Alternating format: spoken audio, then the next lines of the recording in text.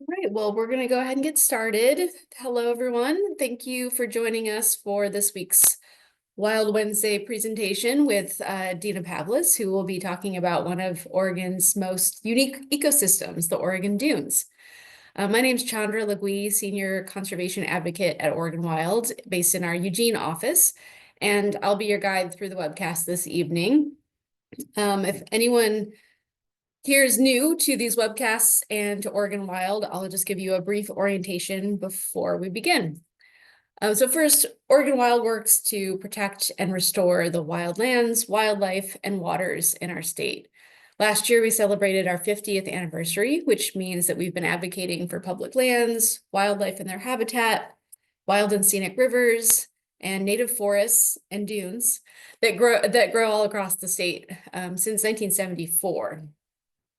And I would like to recognize that I would like to recognize the people who have lived in these coastal dune areas that we'll be talking about since time immemorial, as well as across the state.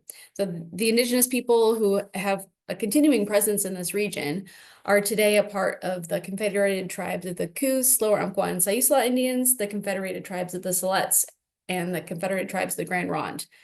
And the history of tribes in Oregon is complex and nuanced and includes many colonial legacies and wrongdoings like forced removal that have long-lasting and current impacts to both the people and the landscapes they inhabit. And that's definitely true of the dunes that we'll be talking about today. So we can and should work to support these tribes' efforts in this area and respect and uplift their tribal sovereignty.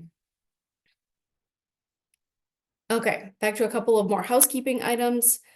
We do appreciate the support of all of those of you who are members and also who support us in other ways, like buying tickets to our raffle that help us fund these programs. So if you're interested in winning some Oregon Wild merch, you can still get raffle tickets where you signed up for the webcast, and we'll do the drawing tomorrow. A video of this webcast will be emailed out to everyone who registered tomorrow and be posted on our website. So you can find it there and feel free to share. We do have some other exciting webcasts coming up this spring, some yet to be scheduled, but I know that next week our staff, not just me, I know I've been talking a lot on these webcasts, will be walking you through the most recent Trump administration attacks on public lands, and most importantly, going over what we're doing and what you can do about it. So that will be next week. And then, I realize I have an old slide here that has X's instead of webcast. Sorry about that. I'll go back. There we go. That has it. And then I know that we do have one scheduled in mid-April that we'll be talking about hikes that you can expect for Oregon Wild to lead and other adventures to go on this summer, sort of a teaser to the season. So you can look forward to that and probably some other things that will get scheduled. So now I'm pleased to introduce our presenter for the evening. Let me introduce Dina Pavlis. She's lived and played on the Oregon coast for over 20 years. She's an avid hiker, outdoor enthusiast, and nature photographer. As a volunteer interpretive ranger with the Forest Service for the last 20 years or so, she's provided talks, guided walks, and hikes in the Central Coast region. She's a member of the Oregon Dunes Restoration Collaborative, which you'll hear more about, author of the book Secrets of the Oregon Dunes, and she serves as a radio host and producer on KXCR in Florence. So she keeps busy, but gets out into the dunes as much as she can. So welcome, Dina, and I will stop sharing and let you take it away. Okay, thank you. I'm going to go ahead and share my screen. I want to say while I'm sharing my screen, hello to everybody. I see so many familiar names, and it's really nice to see everybody. So thank you for attending. All right, can you see that okay, Chandra? I'm going to guess you can. Okay, I see a thumbs up. Thank you. All right, well, welcome. As Chandra said, my name is Dina Pavlis, and I am author of the book Secrets of the Oregon Dunes. And my goal today is to take you through the history, geology, topography of the Oregon Dunes, talk about some of the wildlife of the dunes, and also threats that are facing the open sand habitat. And if you have questions, just go ahead and put them into the, I think it's the chat box. And then at the end, I'm happy to stick around as long as they will have me to answer questions. And I think I saw Armin Vrabishki, who is the restoration botanist for the US Forest Service. Thank you, Armin, for coming. So if there's any questions I can't answer, we might unmute Armin and have him jump in here. Yeah, and sorry to interrupt, Dina. I realized That's okay. Please interrupt. forgot That's to okay. mention there should be a little thing on your Zoom controls. It says Q&A, and that's where you would enter your questions. The chat's actually disabled, so use the Q&A Okay. and put those in there, and we will get to those at the end of the program. Thanks, everybody. Great. Thank you for that. All right, so I'm just going to jump right in first with the history. And so let's talk a little bit first about where are the Oregon Dunes on our coast. And the Oregon Dunes actually make up 45% of our coastline, and they extend into Washington as well. They are broken up into 4 areas that we call sheets. So a dune area is called a dune sheet. And the sheet that I'll be talking about the most is what we consider sheet number 3, which are the dunes that run from Coos Bay to Florence. And that sheet actually runs north of Florence a bit. And it's known as the Oregon Dunes National Recreation Area. And I will be referring to it as ODNRA or just the NRA at some point. So if you hear me use that acronym, that's talking about this sheet of dunes between Coos Bay and Florence. It's approximately 56 miles of dunes. You'll hear numbers that vary, and part of that is because the recreation area is smaller than the total expanse of dunes. So sometimes you'll hear 54, 56, different numbers. So we're talking about the sand that's in that area today. And I want to talk about how the sand got there. If I was a chef and I wanted to cook up an Oregon dune, I would need 3 ingredients. And those ingredients would be lots of sand, and we have lots of sand thanks to rivers and creeks in the area that move rocks and sediment down from the mountains toward the dunes. I would need some vehicle to move the sand. And if you've been on our coast in the summer, especially, or during a storm in winter, you know that we can get a lot of wind here and it can be very strong. And that wind is able to move sand up to 5 feet a year, sometimes inland. And I would also need a third ingredient of a flat coastline. So if you don't have a flat coastline, if you think about our coast, if you go north of Florence up to, for example, where Heceta Head Light Station is, you'll encounter rocky headlands. And so those rocky headlands block that moving sand. And so just like if you were making cookies, if you were missing the sugar or you were missing the flour, your recipe wouldn't come out. If you were to remove any one of these ingredients, you would not have the Oregon Dunes. So in these 4 sections of our coastline, we have these conditions that allow us to have dunes. And the instructions for my recipe would be deposit the sand on the shoreline, blow sand inland, and bury anything that's in its path where the coastline is flat. And one of the things that you will see out on the dunes frequently are what we call ghost forests or ghost trees. And these are areas where the dunes have blown in and literally buried the forest.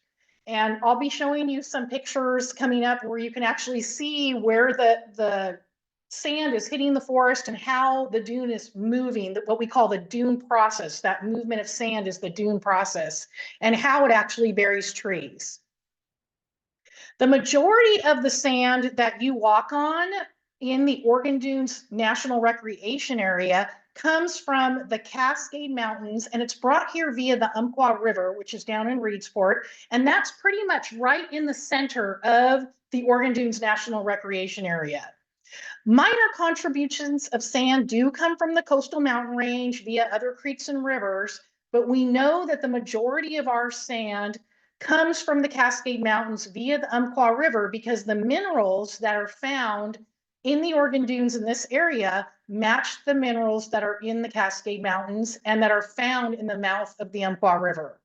So those are the quartz, feldspars, magnetite, pyroxene, I hope I'm pronouncing that right, olivine, and garnet. So those are the main those are the main minerals that you'll find here. And I encourage you, if you come, bring a magnifying glass with you. You can go to like the dollar store and get like a cheap magnifying glass, but it's really fun to look at the sand and see all the different colors that we have here. And if you have kids, the magnetite is magnetic. So bring a magnet along, and if the sand is dry and they hold it over the sand, it will pull all of those magnetite grains out of the sand. So that's how the sand got here, but we also have a lot of different formations out on the dunes, and the Oregon dunes actually extend from the beach inland into the area where the sand backs up against the forest. And in many places that could be 3 miles inland. You don't always see sand there because we have a lot of infrastructure now, and we have roadways over the sand, and the dunes have been broken apart. But for example, in Florence, where I live, if I go out to Mercer Lake, for example, there's actually sand underneath many of the houses that are there. So we'll just talk briefly about some of the different formations that you see here, and then I have photos giving you some examples of these and a few others that are not on this slide. So the Oregon dunes always start at the west end at the beach, and just to the east of the beach is an area called the Four Dunes. And if you've come to the coast and you've walked to the beach from the dunes, you've probably had to go up and over like a 25-foot hill of grass. It's a dune that's covered with grass. That's the Four Dune.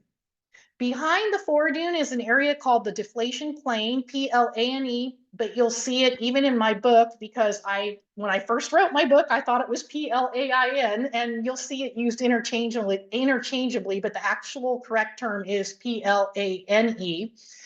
That is an area where the sand has blown inland, but no new sand has been able to come in and replace that. And we'll be talking about that in a little bit. But what's happening in that area is we hit the water table and wetlands develop, and then eventually shrubs, and plant succession is occurring. We get shrubs, then we get a forest. And so you'll see some pictures of that in a moment as well. To the east of the deflation plain, we now have our transverse dunes and our oblique dunes. The transverse dunes are also sometimes called summer transverse dunes, and they are formed by summer winds, and I'll be showing you that in a slide in a moment. I'll talk more about that. The oblique dunes are the tallest dunes. They can be up to like 200 feet tall, where the transverse dunes get, anywhere from 5 to 20 feet. And the oblique dunes are formed by winter winds. So it's a little bit different at how they're shaped on the dunes. And then further east, you have the retention ridge, which is the area where the sand is backing up against the forest, getting ready to slip down. There's a slip face there, and bury the forest that is to the east. So here are some photos of some of the different features that you'll see. The photo that's on the left are transverse dunes. So they're formed by summer wind, which comes out of the northwest here. So in this photo, I'm looking east, northeast a little bit, and the windward side is on the north, and the leeward or non-wind side is on the south here. And as the sand is blowing in during the summer, the sand is not heavy, right? Because it's dry. And so that sand is blowing in and piling up in these dunes. But because it's so light and there's so much wind in the summer, that sand continues to blow over the dunes. So it prevents these dunes from getting really tall. And again, usually the highest that I usually see are 20 to 25 feet. Usually they're maybe 12 feet. They really vary and they shift. In this spot where these dunes are, one day I came out and they looked like this. That night we had a giant storm. I came out the next day and literally it was all flat. So it can move and change within a day. I can hike out here for a couple hours, and I might hike out over these dunes and come back even an hour later and my footprints could be gone from the wind. So that's how much sand is moving around out here. On the right side of the screen, you have two photos. The top photo is from John Dellenbach Dunes, and that's the Dunes Trail there that's down closer to Coos Bay. It is near the Eel Creek campground by Lakeside. And what I want to show you in this photo are the two patches of trees that you can see kind of in the distance. So these are tree islands, and tree islands are formed when either plants grow and block moving sand, allowing trees to grow in a certain area, or they might be an area where as the sand moved in, for some reason, the sand split around. And you'll see a photo later that shows how sand moves and how it can split around trees and create these tree islands. And the tree islands are very important part of the habitat here because they are used by animals that are either prey or predators, as well as birds. But if you think about it, if you're a predator, you don't want to be seen. And if you're prey, you definitely don't want to be seen. So if you're out hiking and you see tree islands, and if you're in the morning before the wind is blowing, go explore these areas because a lot of times you'll see a lot of great tracks, cougar, bobcat, coyote, bear, that go from tree island to tree island or forest to tree island. So they're really neat places to explore. And then the bottom photo is an oblique dune that's taken at the Oregon Dunes day use area. The tallest oblique dunes, if you are a hiker and do not want to ride ATVs, the tallest oblique dunes that you can find are at John Dellenbach Dunes Trail. This is at the Oregon Dunes day use area, and that's a little picture of me walking at the bottom of this oblique dune. I'm looking pretty much southeast here. So you can see it's opposite the summer dunes, transverse dune, which had that leeward side on the south side of the dune. This is the north side of the dune that you're seeing here. So now here we have this steep slip face because the wind is coming out of the southwest. And what happens is the reason these dunes get so tall is our sand is really wet and heavy in the winter, right? With all the rain we have. And then you have these huge gusts that come in that can be 80, 90 miles an hour, 100 miles an hour, and they can move massive amounts of sand, like that story I told you where one day the area where those summer dunes were was looking like this, and the next day after a big storm, it was flat. So it can move massive amounts of sand, but in the winter, that sand is really wet and heavy, and so the sand will stack up on itself and create these really tall dunes. This dune will have a gentle slope on the windward side, so the south side, and then this steep slip face on the north side. And when these dunes reach an angle of 33%, that's the angle where the sand begins to fall down on the other side and create these steep slip faces that you see on them. All right, some other features that you'll see on the left at the top are yardings, and these are you'll most often find on the dunes in winter. So this is on the south side of the Siuslaw River at the South Jetty Dunes area. And there's an area you can hike out there to get along the river. And this was the day after a big storm. And so we had really wet, heavy sand, and the wind came in and cut these kind of canyons out. And so winter's really an exciting time to hike here because you can discover a lot of things like this. I'm going to go back one slide.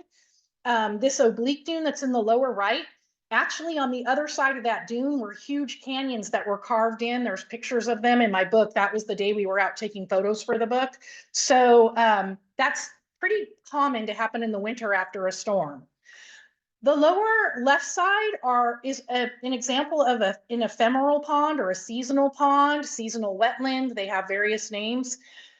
They occur on the dunes because underneath the Oregon dunes are aquifers, and it's where many of our coastal cities that live on the dunes, like Florence and Coos Bay and Reedsport, a lot of them get water from these aquifers.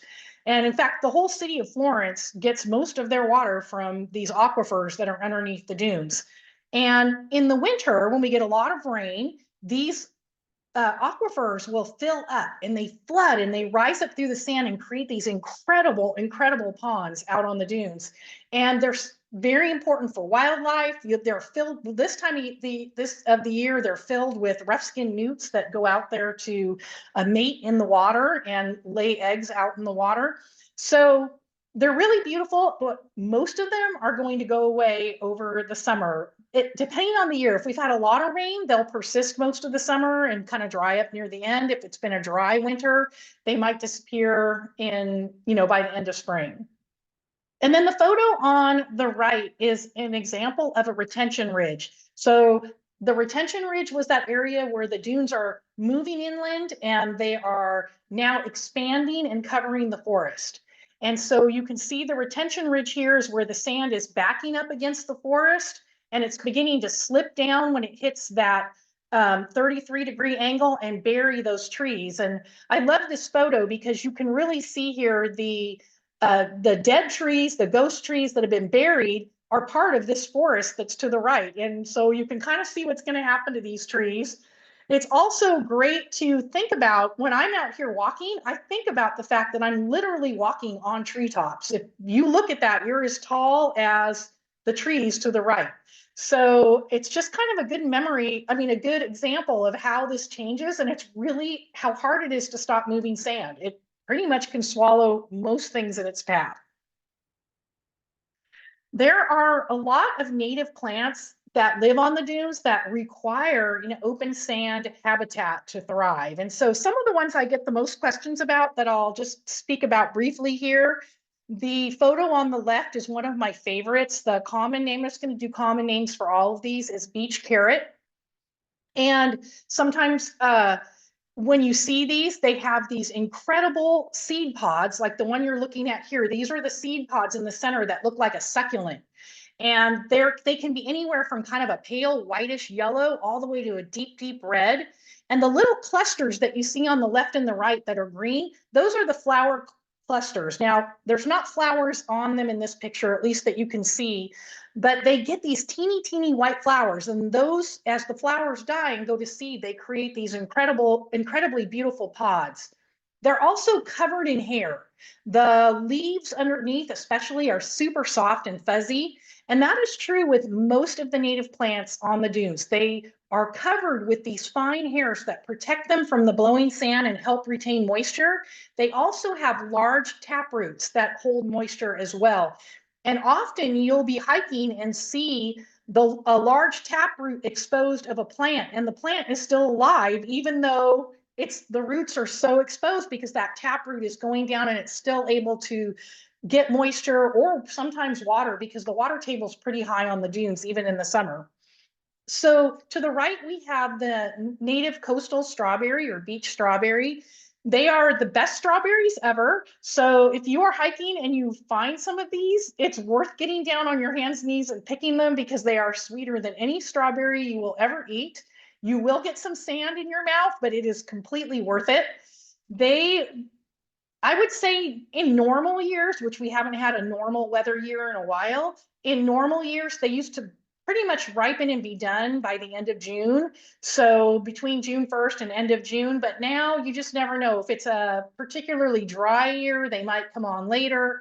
If it's a particularly wet year, they could be early or they could be late. Like I think it was last spring or the spring before, we had ridiculous amounts of rain and cold weather, and the strawberries came on really late that year. So I can't tell you when they'll ripen, but they are definitely worth going out to find.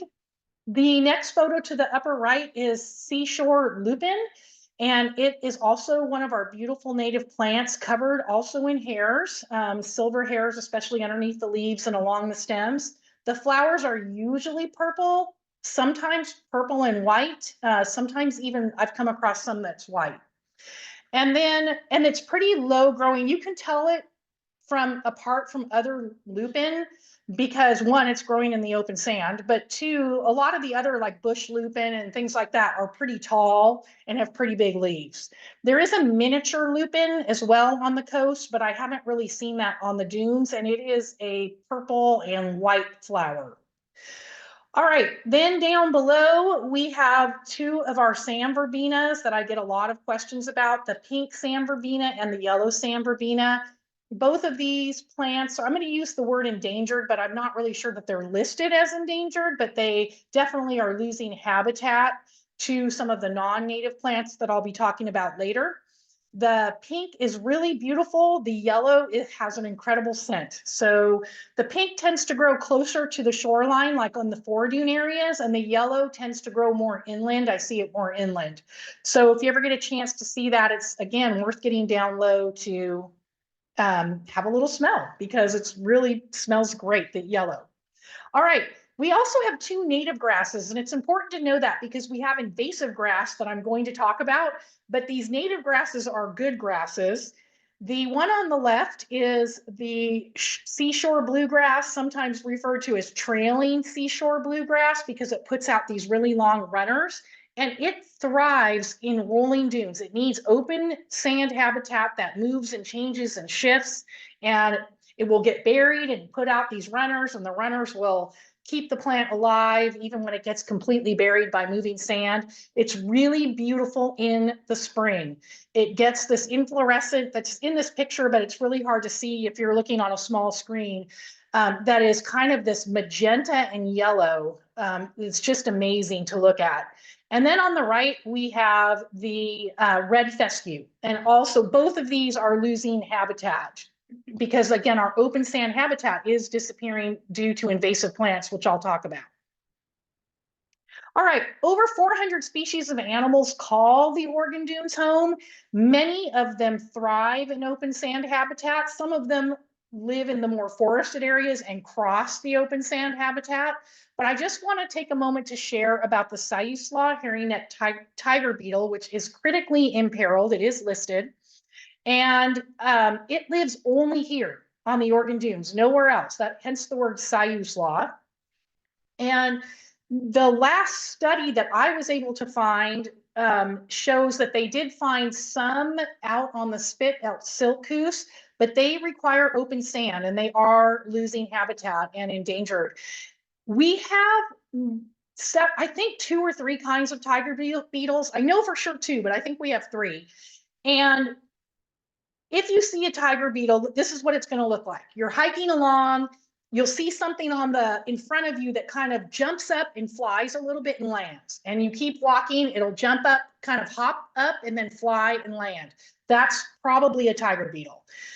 What's incredible about these guys is they can run up to 3 miles an hour and they chase down their prey. That's how they hunt. They are fierce. They literally will turn around and face any threat, including a human, except as you keep walking and then they retreat and they will, jump up and fly and land. So they're pretty fun to see. They're hard to get a picture of. I have seen some pictures showing up on iNaturalist now and then, so I know that they are still here, but again, one of the animals or insects that is at risk. I'm not taking time to talk about I have other slides with lots of animals. I have a whole wildlife presentation, but I don't have time to go into that here. But let me just talk briefly before I talk about this slide. When I talk about the 400 species, some of the ones that I get the most questions about are cougar, bobcat, Columbian black-tailed deer, bear, coyote. I don't know if I said coyote already. So those are mostly the bigger animals that you'll see. And in terms of birds, the more exciting ones that people, unless you're a birder, then there's many exciting ones. But if you're just sightseeing, and the ones we get the most questions about are the bald eagles, the turkey vultures, we have some different falcons and hawks out there that you'll see. So it's really great to kind of come out there and just take a look at what's going on. All right, let's talk about open sand. So I've been talking about these plants that thrive in the open sand habitat. It's really hard to find good examples of truly healthy dune ecosystems now because our ecosystem is pretty damaged. So I'm going back here to a photo that I believe is from the late 30s on the left. And these are the dunes that are north of Florence, Oregon. So if you're going up Highway 101 and you are heading towards Yachats, just as you come out of Florence, you go up a big hill near a development called Southview. And if you park up there and turn around, this is the area that you see. I'm going to show you a slide later of that exact area, and you're going to see it no longer looks like this with all this open sand. But this is such a good example of how dunes should look. And as you see how they're coming in, they're creating what we call sand ramps, these ramps of sand that are cutting into the forest. Some people call them parabola dunes, but I think a more correct term that has been used more lately is a sand ramp. So as the sand is coming in, and you can see how it's not covering the forest in an even arc here, right? There's little ramps that are going in as it's finding areas to where the wind can break through and push the sand through. So you can kind of see how those tree islands can develop, right? Like that sand can then go around and actually kind of, surround a group of trees and create that tree island. So this is what a healthy dune ecosystem should look like, this sand that's coming in from the shoreline. I will tell you that the dunes that we walk on today are 6,000 years old. Scientists know this because they've taken core samples of the dunes out here, and we have 6,000-year-old dunes. Then below that, we have a layer of paleosols, which is a scientific word for ancient soils. And below the paleosols, we have dunes that are over 100,000 years old. So this process has been happening for quite a while. And at some point, sand stopped coming in and it allowed a forest to grow here. And what scientists believe is that when glaciers formed, it caused the sea level to drop. And that created, the continental shelf created a rocky headland, and it prevented sand from coming in. And so that allowed a forest to grow over the dunes that we have here because sand stopped coming in. And with no sand coming in and no sand movement, you have ideal conditions for wetlands and forests to grow. Then as sea levels rose and sand continued to move in, it eventually allowed sand to begin coming into our shoreline again and bury that forest that grew. And those are the dunes that we're walking on today. To the right of your screen, the upper photo is just a close-up of what these dunes should look like. The photo on the left, this is what the dunes should look like from the ocean until they hit the forest, just wave after wave after wave of sand. And that is what a healthy dune ecosystem would look like. We would have these large waves, just one after another, dune after dune after dune. It almost mimics water, right? But it's just not moving at the same rate of water, all up and down the coast here. And then the bottom photo is just another example of showing you what the dunes in this area used to look like. You can kind of see the ocean there in the background, that little shiny area. So this is just giving you a good example of how it used to look. And if you've been out here at all lately, you know it doesn't look like that. And my next slide is going to show you what it looks like today. So today, what we have are the dunes disconnected in many places from the ocean by these foredunes, this strand of grass and trees that grows between the beach and the dunes. And this just happens to be a photo of Florence. It also shows you how infrastructure, Highway 101 right down the center, has broken up these sheet of dunes here. And these dunes would have been connected to the dunes that you saw in the last picture. They would have connected up north there, a little bit further north. And so you can see now that we just have these smaller pockets of sand. We no longer have this sand that is connected to the beach. And I'm going to talk about why in just a moment. So let's talk about some of the unhealthy dune features that you will see. On the left, you will see what are called hummocks. And hummocks are these small hills that you'll encounter out in the dunes. Now, we've always had hummocks during the spring when native plants grow and they trap sand, and it might, create a little hill of sand around the native plants. But as those plants die off in the winter, then that allows the sand to move again. These hummocks are permanent. And if you look at this photo, you'll notice the hummock in the very far rear on the right is larger than the one in front of it, which is larger than the one in front of it, which is larger than the grass that we're seeing in the very front of the screen. So what's happening here is this is European beach grass, which is an invasive grass, and I'm going to talk later about how it got here, but it has spread all up and down our coastline, and it traps moving sand. And to make it worse, when it gets buried, when the grass gets buried, it will grow taller and then sprout new rhizomes where it's been buried, or new roots or rhizomes. Then it grows taller, gets buried again, sprouts new rhizomes, grows taller. So that is what creates these hummocks. the reason I say that the older hummock is bigger is because that process of the grass being buried, growing taller, being buried, growing taller creates a taller and taller hummock. So when you're out on the dunes, you can kind of look around and get an idea where the grass first started coming into an area based on how big the hummocks are. The photo in the upper right shows you some people walking over a foredune in an area that's been cleared by a bulldozer, but to the right and the left, you can see the grass that's trapping that sand. And I mentioned if you've come to the coast and gone to the beach in an area where there's dunes, you've most likely had to walk over this giant hill or dune of grass. And that's because this process of the grass spreading along the shoreline, getting buried, growing taller, getting buried, growing taller, until we now have these 20, 25-foot foredunes. And the picture below is me standing on one of those foredunes. You can see all the grass. This is down at, it might be Dellenback Dunes that I'm standing on. That could be the Taconich Dunes that I'm looking north here that I'm seeing in the photo. That may be where I'm standing, but I'm not sure. This photo, you can see I'm standing on top of all of this foredune of grass.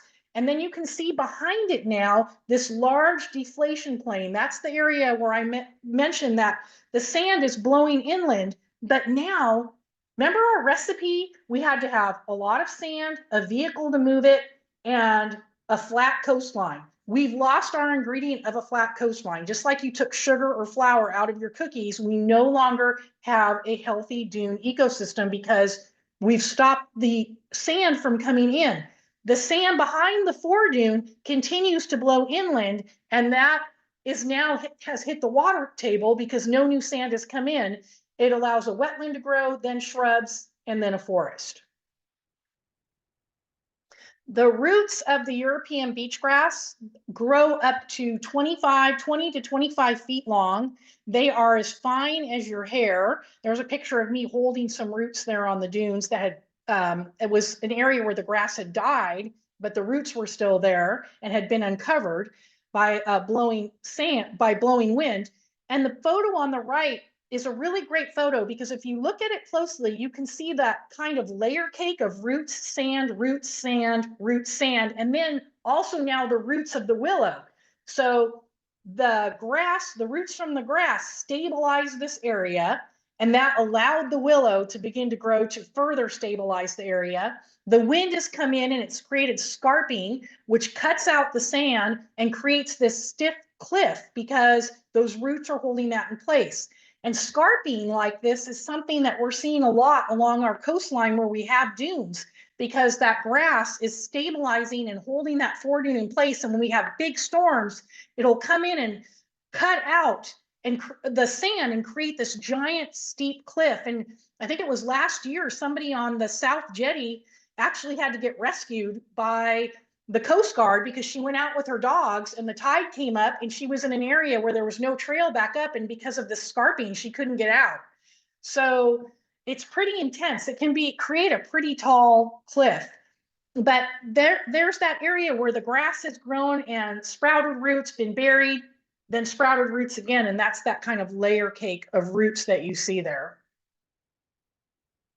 Here are some other examples of photos that other people have sent me. The photo on the left is just a really great example. This was the day after a big storm when we had like 80, 90 mile an hour gusts. And you can see here on the shore how the moving sand, that storm moved a lot of sand, right? And it just buried that grass. And that grass now, as it's buried, again, it's going to sprout roots and continue to grow. Just some more examples here of hummocks.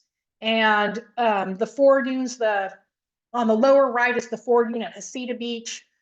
And the dunes up above, I believe, are at John Dellenback, the hummocks. So even John Dellenback, which is where I usually send people who want to see the most natural dune environment, even that is starting to disappear with the grass moving in.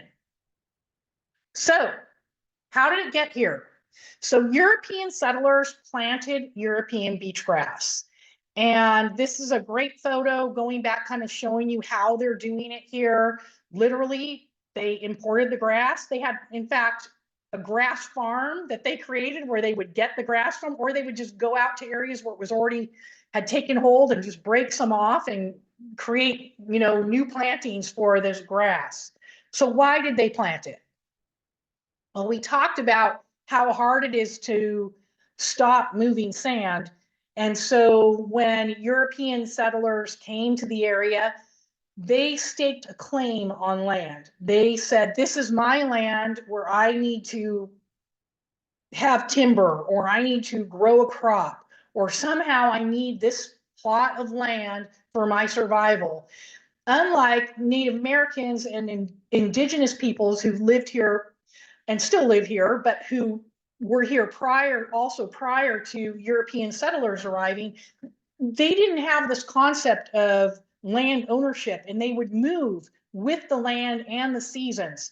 And so a good example of this is down at Taconich, where there is archaeological findings that show that likely where Taconich, the campgrounds are in the edge of the lake, there's a campground right there in the Deus area and some dunes trails on the west side of the road. They actually had a dig there that showed shellfish and other remnants that indicate that the ocean was probably in that area. And I think it is a picture of Taconich in the upper screen. There's something blocking the right side of my screen that I can't get rid of, so I'm thinking that's Taconich. And you can see how far it is, where the lake kind of comes out towards the green there. You can see how far that is from the ocean, but it's believed that the ocean used to be pretty close to that, because they don't really have records of Native Americans catching things and then hiking a half a mile or a mile inland with their catch. So, but this area, sand moved in and blocked this area. And you can see now the dunes, that green area is the dunes, how far it is from what is now the coastline. So it's believed that there probably was a settlement there, and because things changed, that people shifted and moved with the changing landscape. European settlers, that was a completely different concept, right? It was like, no, this is my land and I need to protect it if sand is covering the land. So on the left, you can see this is the roadway behind Fred Meyer in Florence. Roadway is a flat surface. So how do you stop moving sand? It's not easy to do. You can put a fence up or a wall, but eventually that sand will breach that and move over the top of it. To the right, you can see a picture here of Taconich. And if you look on a map, you'll notice that many of the lakes in the Oregon Dunes have a lot of fingers and arms. And it's true that some of them do have dams on them, but even prior to the dams being here, many of the lakes had these shapes. And that is because moving sand would block rivers and kind of push them down to be creeks, and that water eventually would back up and flood these valleys. So shifting sand could create flooding in different areas. And also the lower right photo here, you can see that we have a picture of, I'm just checking my time to see where I'm at. Okay, great. You can see we have a picture of the Siuslaw River. And this river, like many in the Oregon Dunes, has a giant bend in it. And the mouths of our rivers would shift up to a mile north and south with the different seasons. So I mentioned earlier that wind and sand come out of the north in the summer, they come out of the south in the winter. That would, before jetties were here, would cause these rivers to move sometimes up to a mile, would create sandbars.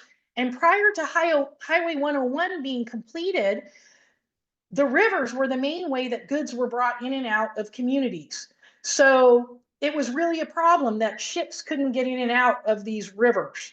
So these were some of the problems that people encountered. And if you were to come over to Heceta Beach in Florence, you can still experience that with Sutton Creek. And I'm sure with other creeks like Taconich, other creeks that are along the Oregon Dunes now, you will see that the mouths of these will shift, again, sometimes up to a mile with any given season. We also had something else going on, the Dust Bowl. And so once the Dust Bowl came in, it was kind of like, Highway 101 is now completed. The sand is covering Highway 101, and the Dust Bowl was kind of scary to people, this idea of moving sand. And so the government really stepped up this idea of, they started planting the grass in the late 1800s, but they really kicked it up when Highway 101 was completed, because now we had this highway and this sand was preventing movement on the highway. So here's another photo of as they kicked up their dune planting, they came up with these mechanical planters. This is in the 1940s, so just kind of give you an example. And the result is that this grass has spread up and down the coast and also moved inland across the dunes. This picture here, if you remember the picture of the healthy dune ecosystem that I showed you earlier, this is that location. So you can now see how much that area has been covered by grass. And don't worry if you can't read the green. I know it's a little hard to read that green print when you're looking at not on a big screen, but I just want to talk a little bit about what we're looking at. The red arrows are pointing to these large stabilized foredunes that are now working like a rocky headland and blocking that incoming sand. The blue area are these deflation plains that have been created behind there as sand has moved in. We've hit the wetland. We have no moving sand and a lot of water. It's an ideal place for wetlands and shrubs to begin to grow. And then the green arrows are now pointing to how through plant succession, we now have actual forest beginning to grow in this area. So just like what happened when we had glaciers form and we lost that ingredient of a flat coastline, we've lost it again, and we're just repeating that process that happened naturally, 6,000, 100,000 years ago. Now we have this process again facilitated by humans planting grass. Here are two examples. This is at the Oregon Dunes day use area. I hope you can see the dates at the top. I think the one on the left might be 1941. I can't see because there's stuff across the top of my screen, and I'm not sure. I think the one to the right is 2000 something. But if you look at these, you can see this red arrow is pointing to a tree island. That's the same tree island in the same location. The photo on the right, you can actually see the little road that goes down to the Oregon. It's kind of just to the right of that arrow. It goes down to the overlook there at the day use area. And so this is the same location, and you can see in a very short amount of time how much open sand habitat we've lost. When I do a presentation in person, I actually bring photos that show you every 10 years aerial photos. And so you can see that first it became a little bit of grass showing up on the shoreline, then more grass, then we started to see some shrubs, then we started to see forest, and how this open sand that is still there is continuing to shrink every year. And Dina, I just want to do a time check. I don't want to run out of time for questions. So yeah, where am I at? Where am I at? It's almost 6:50. So oh my gosh, so I'm a little bit over. Okay. yeah, but that's okay. Okay. Just want to let you know. I'm going to move along quickly. So this is just kind of showing you on the left. I'm just going to focus on the native grass in front and the grass behind. The native grass, American dune grass, you can see how it's wide blade and bends over, allows sand to move past it. And the grass behind it is that stiff beach grass that's trapping that sand. So I'm going to skip through these, just talking about these plants are now losing their habitat, as well as some of the animals out here that are now threatened because they've lost their open sand habitat. So we always get asked, is it worth the work to save the Oregon dunes? Well, from a financial standpoint, recreation brings quite a bit of money into this slide happens to show Lane County because I do most of my presentations in Lane County, but it shows you the financial impact of having a healthy dune ecosystem that people can use for recreation. The dunes are important for many ways, and people really use them in different ways. And so bird watching, different kinds of recreation. It's a place you can still go and get solitude. I mean, I can go out. This is John Dellenbach dunes. I literally hike on the dunes almost every day, 2-3 hours. I never see a person. Mostly, I hardly ever see anyone. So in 2014, a group of people got together and said, we need to save the Oregon dunes because they're disappearing. So the group consisted originally of nonprofits, government agencies, and other organizations, as well as people like me who are just individuals, got together and put together a plan to preserve the best, save what we already have, restore areas where it matters, like for the beetle or for a plant that we might be losing or the snowy plover, And where can we create large-scale restoration to get sand moving inland again? We started with that process, and then in 2019, the coastal martin was listed. And when the coastal martin was listed, all of the deflation plain became protected. Historically, they lived on the east side of 101, but that area has been managed into a beautiful forest now, but it used to be, from fires, a very scrubby forest where the coastal martin lived. It's now no longer ideal habitat for them, and the scrubby forest is the deflation plain. And when an animal is listed, any potential habitat becomes listed. So our large scale restoration got kind of put on hold because we would be taking out large areas of deflation plain. And we're now focused more on preserve the best and restoring site specific conditions. How can you help? Tell the story to others. That's a great way to just get the word out. A lot of people, believe it or not, don't, even people who live here don't know that. Well, many people who live here now know, because I haven't been quiet about it, but when I first moved here, a lot of people who even lived here didn't know that they were disappearing. Join the Oregon Dunes Restoration Collaborative. We don't bother you. We send about 4 emails a year. You can do that at our website, saveoregondunes.org. You can volunteer for work parties. We have one coming up in March 15th at the Oregon Dunes Day Use area. You can find that on our website under events. Donate or purchase one of our books from the website. And this is my last slide. Okay, so the good news is there's still lots of open sand out there today. So learn more, saveoregondunes.org. If you want to learn more from me, you can follow me at Secrets of the Oregon Dunes on Facebook or Instagram or on iNaturalist. I just want to mention quickly, I am giving a hike that's open to the public on April 26th at the Oregon Dunes Day Use area from 9 to 11. It's with Mackenzie River Trust through their Connect with the Land tour. So that will be listed on our website and as well as on my Facebook social pages. Thank you. Ready to take questions? Sorry, I went over. No, it's perfectly okay. I can do it faster than I can. I know there's just so much to talk about. And I love it so much. Okay, I'm ready for questions. Let me get out of here so I can see maybe the questions. Should I actually, Dina, before you do that, I'm gonna talk for just a couple of minutes. Okay. So if you can unshare, I'm gonna do that right now. And my mouse doesn't work when I'm sharing. Oh, there we go. Okay. Stop. No, there we go. Stop. Okay. Okay, great.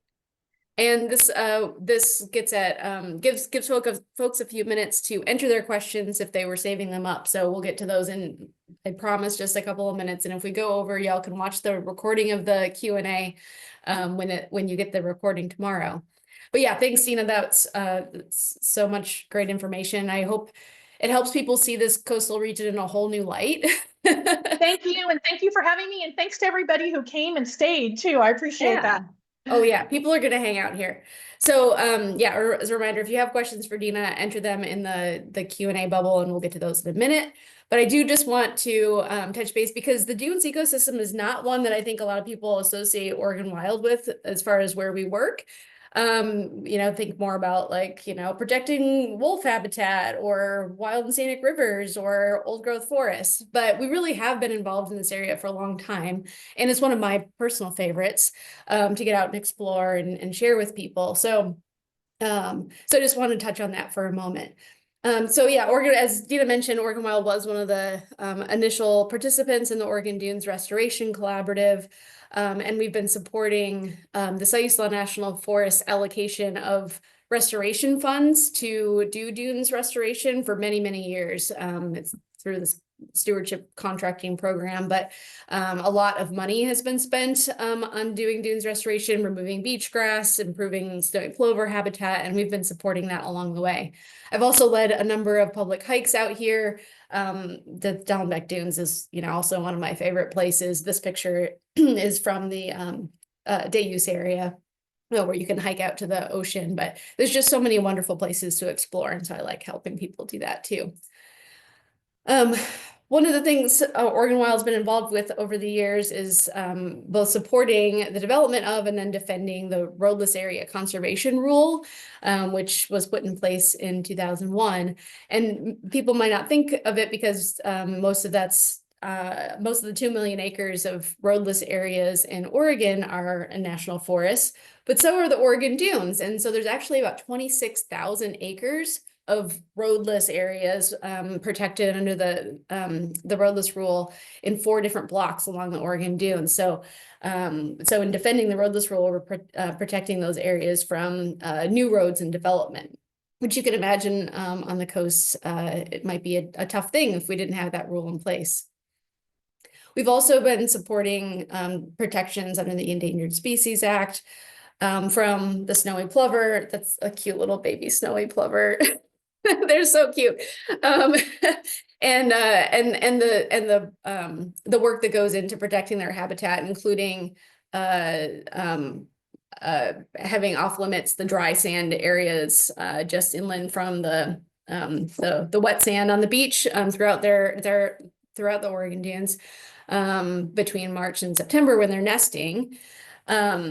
And also supporting the listing of species that depend on the dunes, like the coastal martin, which I know is a complicating factor in restoring the open sand habitat. But man, we did a number on this animal's habitat by converting those scrubby forests to tree plantations and planting European beach grass to encourage those deflation plains to develop into ideal habitat. So we do have some responsibility for them, and they don't have anywhere else to live.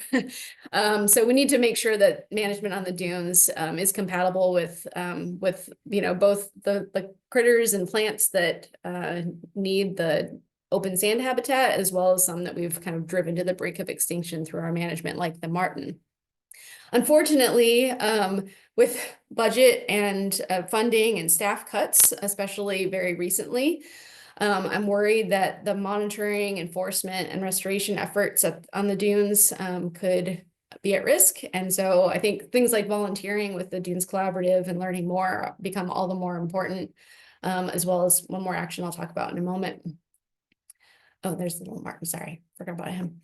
And then we were really excited to nominate streams and see them included in the proposed River Democracy Act that Senator Wyden introduced in 2021 that are in the Oregon dunes.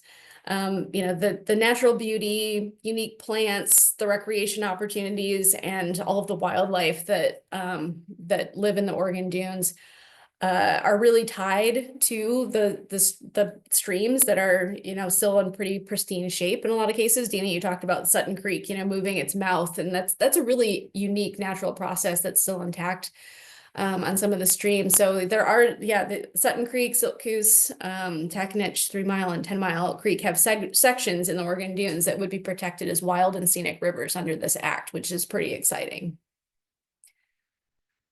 All right, and then just some dunes adjacent action items for folks tonight, things that Oregon Wild is working on right now. And I will send these links in the follow-up email so that you can click on them. But we're asking Congress to oppose some of these reckless agency firings and increase in order to basically prioritize logging over anything else on our national forest, which could be to the detriment of managing recreation areas, for example.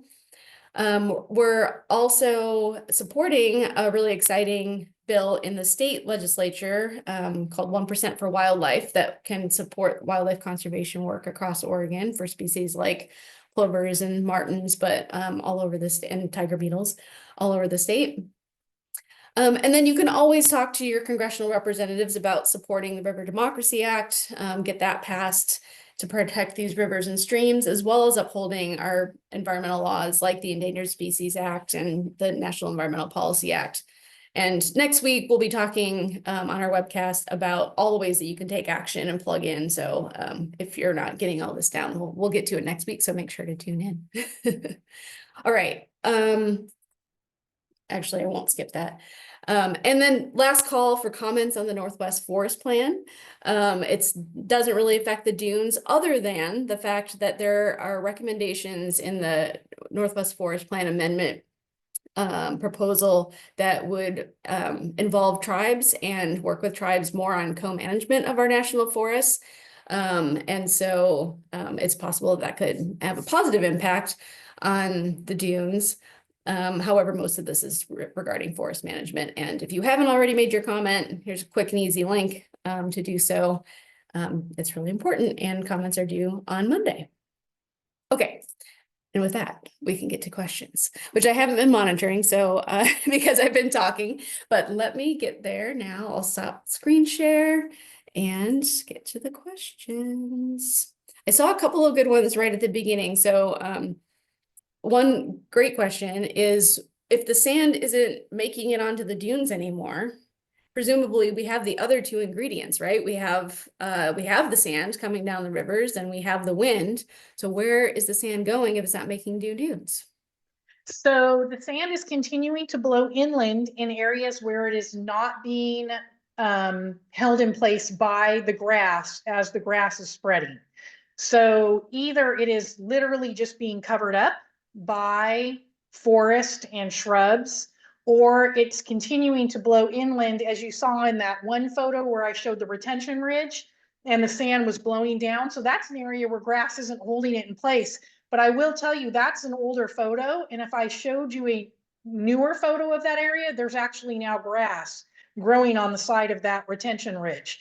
So I've been taking photos in that location for over 20 years. So I really have seen how it's changed. And so that's a great question. It's really not going anywhere, just like 3 miles inland where Mercer Lake is. If you dig down underneath somebody's property, or where my property is, my house is, it's all sand underneath. It's just covered. Wow. Great question. Yeah, it is. We've got a few questions about combating European beach grass. Can't we just remove it, or are there things that private landowners can do to slow the spread of it? So I wonder if you can talk a little bit about the ways that beach grass is being combated. Yeah, I'll talk a little bit, and then this might be a good question for Armin to talk about maybe how bigger patches are being managed. But first of all, I want to say it's very hard to get rid of because of that layer cake effect that I talked about. And if you really almost have to use some kind of spray to really get rid of it. I mean, once you've gotten it cleared, I know that they've cleared some clover areas, and people maybe you can unmute Armin, who might want to jump in here, or Armin, you can unmute yourself. There are hand pulling methods that can be used in certain areas to try to keep new grass down. But really, like if you burn it, it almost helps it come back thicker and better. If you go and try to pull out some grass, you're not going to get 25 feet of root. You're going to get about a half an inch of those roots because they're about as fine as your hair. So it's pretty hard. And I believe private owners can actually, in the past, I don't know, everything's changing right now. So I don't know what's available, but I think they used to be able to get partner with the Forest Service or some other groups to, like if the Forest Service was doing a project that butted up against private land, the private landowners could somehow, benefit from that and work with them. So I might turn this over to Armand. He can talk briefly about some of the work they're doing that the Oregon Dunes Restoration Collaborative helps fund. Yeah, take it away, Armin. Yeah, Thanks. hi, folks. Yeah, Armin Rubishki with the Siuslaw National Forest, and I am kind of tasked with the daunting job of trying to take care of our dunes. This is an extremely complex and difficult problem around infrastructure and things. We may not want to get rid of that grass because that's going to bring back the same problems that were affecting, do you want to dig out your house from a pile of sand? What we're trying to do on the Siuslaw National Forest is in the areas that don't have that kind of infrastructure, where we want these more natural conditions. Speaking for the foredunes, primarily in those plover areas, where the wildlife folks, they contract bulldozers to flatten everything, and it clears it off and looks wonderful for plovers for about a year or two, and then the grass sprouts back. And then I come in with contract crews and spray the beach grass there. And our folks have done a wonderful job of bulldozing, especially between the mouth of Silcoos River and all the way down to like Hauser or Lakeside or Spinreel Creek. And certainly down to Tockenich Creek. Most of that foredune between Silcoos and Tockenich Creek is almost completely bulldozed, but I can't keep up with the sprouting beach grass, and it's difficult, especially we can't get in there from March 15th to September 15th. So it's a very challenging problem, but I keep going back. I get some little successes here. I take my lumps usually elsewhere. But it is primarily after the shaping of the dunes that works good for not just the plover, but for the native species, our pink sand verbena, yellow sand verbena, host of other species that Dina talked about. When we are able to clear an area for a couple of years, those plants come back, they create the little microhabitats for the plovers. Things are looking good.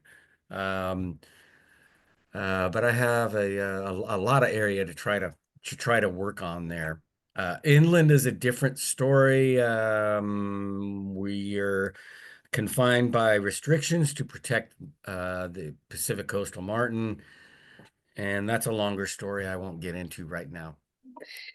Thanks you. for that insight, Armin. And yeah, I know it's a heroic effort that I know that you undertake with very limited resources. So again, I know that, a handful of volunteers can't do the work of bulldozers and, undo some of this invasion, but I know that it can make a difference in some of the areas that have the best habitat, sort of around the edges, and we can support your work however we can.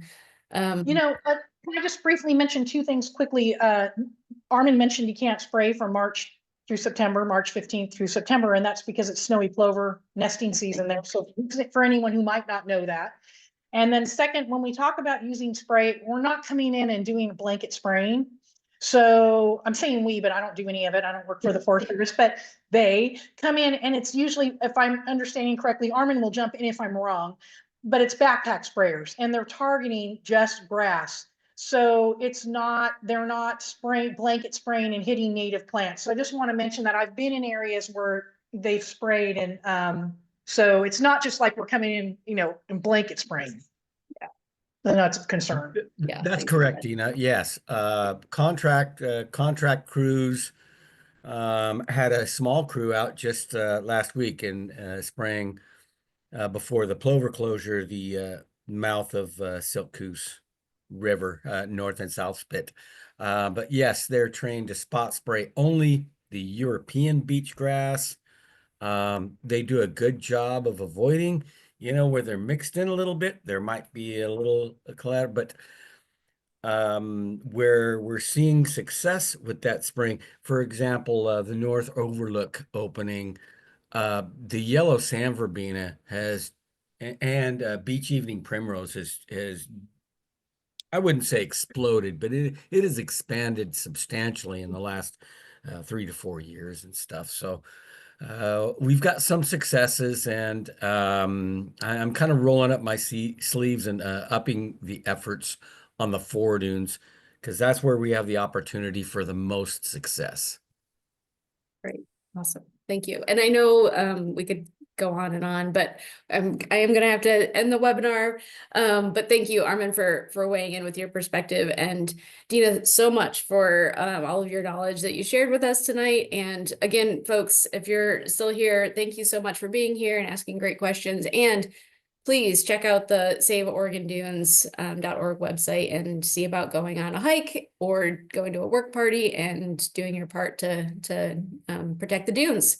So thank you if you so much. have a question that didn't get answered, if you're on social media, go to Secrets of the Oregon Dunes and submit your question, and I'll try to answer it or get it answered for you. Great. Thanks so much, Dina. All right. Thanks, everybody. Good night, everybody. Bye.